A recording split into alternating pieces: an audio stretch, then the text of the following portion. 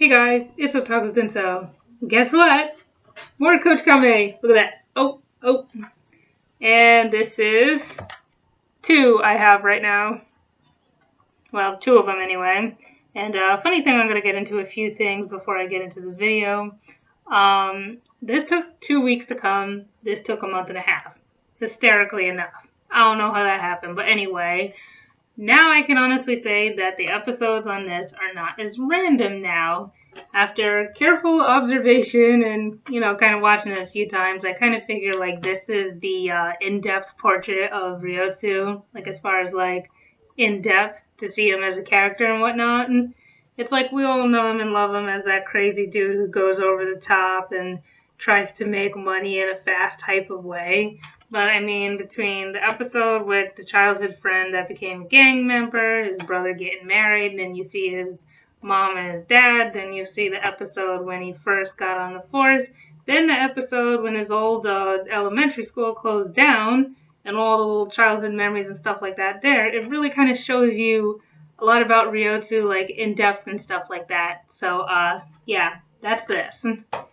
This DVD, on the other hand, I feel like it kind of introduces more of the main character cast that kind of makes up kochikame, which, hysterically enough, they got episodes 1, 2, 10, and 39 on here, which kind of introduces all those different characters. In episode 1, right off the bat, you have Naoko and Komachi, who kind of come in first, and they don't like Ryotsu at all. They cannot stand him. They think that he's a caveman. They think that he's terrible. I kind of call that, the sibling type thing going on. Because, they'll be squabbling in, different episodes, and it's, really, really funny.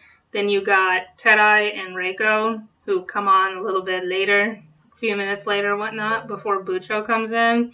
And Terai is kind of easygoing. He's kind of a pushover, so Ryotsu gets him to do a lot of stuff that he probably shouldn't. And then you got Reiko, who, not so much of a pushover, will actually tell Ryotsu off if she has to, although she's more she'll discourage him from doing things that he probably shouldn't, but Ryotsu's kind of stubborn, so he's going to do it anyway. So then you got Bucho, who I kind of feel like Ryotsu's the son that Bucho never really had.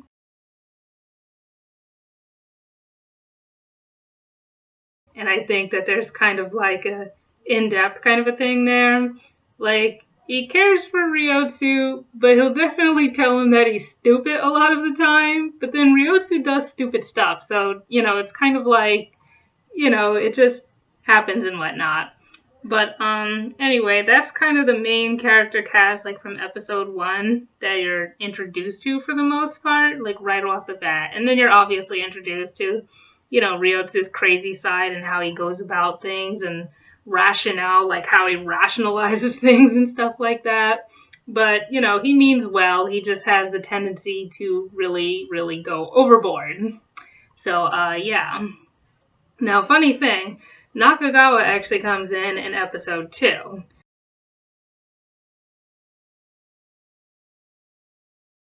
And he's got this dramatic entrance. He comes in, from a helicopter on the streamline or whatever.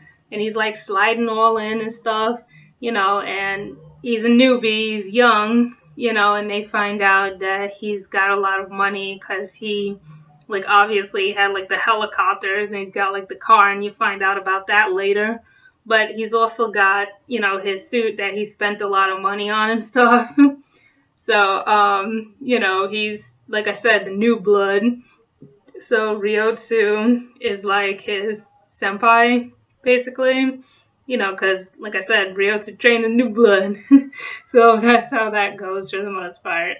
And what a way to train the new blood than to have him help an old man find a shop that he drew a picture of a long time ago, and have him basically help this old dude out and, find this shop. And they went all over the town trying to find it, and Ryotsu had him take all the shortcuts, that you're really not supposed to take in a car. Ryotsu takes them because he rides the bike and stuff like that, but you're not really supposed to take it using a car. So he kind of got Nakagawa's car, torn up a little bit, like I said, that rationale, how he goes about stuff. But, Nakagawa goes along with it because, like I said, he's the new blood. And they ended up finding the shop, and like he ended up meeting up with the lady, the old man.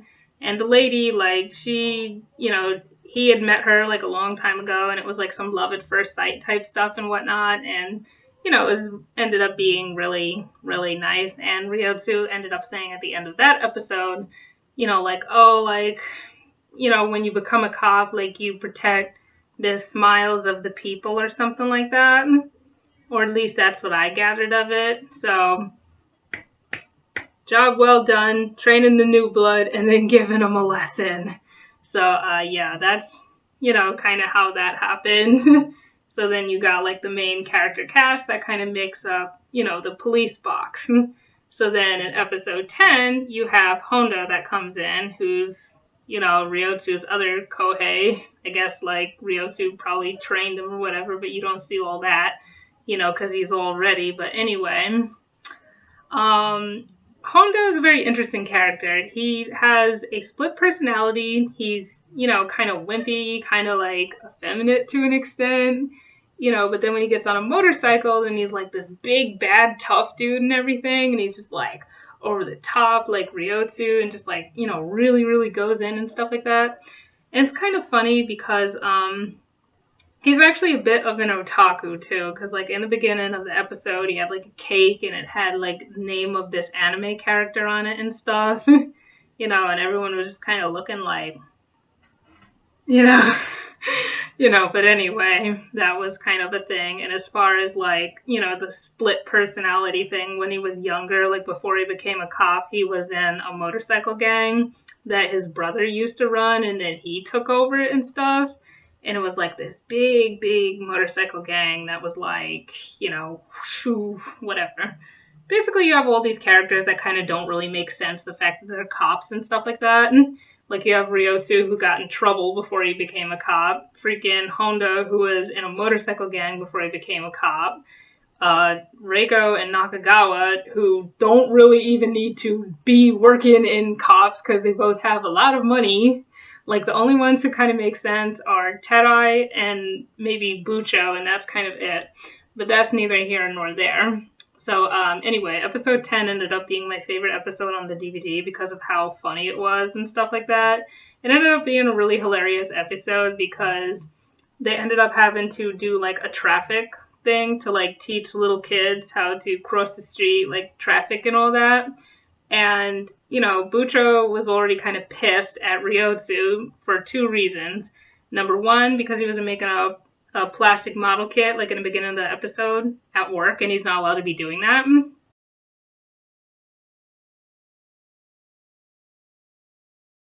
And number two was when he went with Honda, and they kind of went and they, like, tore up this guy's car, and, like Honda kicked the glass open, and they, like, blocked up traffic that way and stuff. And he basically yelled at the both of them. So he was kind of not really happy with Ryotsu at that point. And, it's kind of like you're mad at someone and you want to get back at them, but you really can't do anything because you got like an audience in front of you and it's like young kids and stuff like that. And you got to act adult and you got to act professional and stuff. But he really did let Ryotsu have it because he had Ryotsu play like a small child, like on a bicycle and stuff like that. And then like he played the one riding the bus. So like it was basically like an exchange of like him and Ryotsu kind of like back and forth. And then Ryotsu got Honda to come back in. And then they just like went like all up in it. Like I said, overkill once again, times 1,000. And it was just really, really hilarious. I laughed my head off.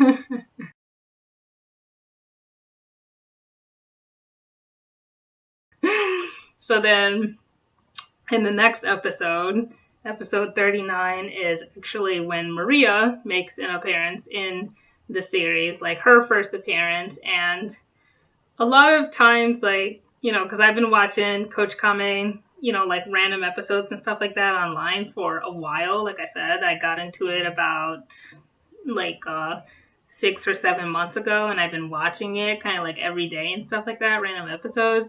And I always see Maria, and like they always say like, oh, like, but you're a dude and stuff. And I remember when I watched the movie, and I watched like, I don't know, like a couple of episodes, they always say that. Now, Maria actually is a dude. Like, she is. Like, I mean, not like she is, but she used to be a dude. Like, she used to be a boxer named, dang it, Asato Ryuji. And basically, he was like a famous boxer, and Ryotsu was a fan of him and everything, but he disappeared and, disappeared off the map. And I guess that was when, like, she, became Maria and then, started a new life and everything. And Maria, like, one thing you find out is that Maria had a crush on her trainer who kind of bared a striking resemblance to Ryotsu, and that's probably why she was kind of in love with Ryotsu. And it was funny because, like, it starts off and Bucho wanted Ryotsu to get married because that would kind of like tame his wild ways and stuff like that. And Ryotsu was like against it. He didn't want nothing to do with it and stuff, because of the fact that Bucho wanted it so bad probably and stuff, and everything was kind of lining up and stuff like that. And Ryotsu thought he was being set up.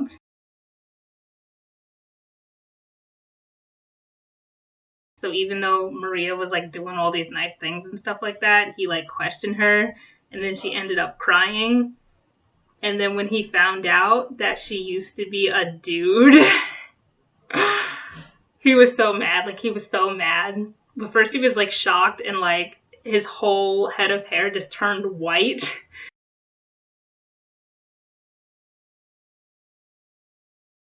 But he was so mad. And like I think like after that, like it almost kind of like turned Ryotsu off to women like forever, because like go figure that you're a dude and you like fall in love with a woman and then you find out that she used to be a dude. Like, wow. But anyway, it's all fun, it's all entertaining, and